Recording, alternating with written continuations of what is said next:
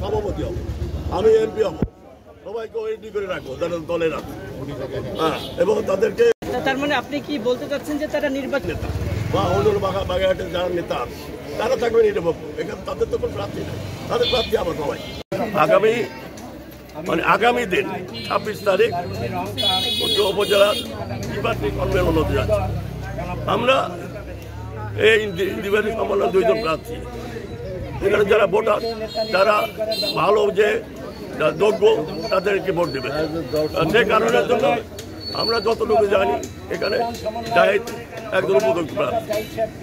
এবং আমরা ইতিমধ্যে লক্ষ্য করছি বাগেরহাটের যারা নেতারা বাগেরহাট থেকে কিছু নেতা কর্মী আছে, আমাদের যারা এই পরিবেশ সুন্দর পরিবেশ ছিল, এই সুন্দর পরিবেশ থেকে তারা অশান্ত করতেছে, তারা ভয়ভীতি দেখাচ্ছে এবং বাগেরহাটের এক নেতা মোবাইলে হুমকি দিচ্ছে। সাংবাদিক বিন্দু, আসসালামু আলাইকুম।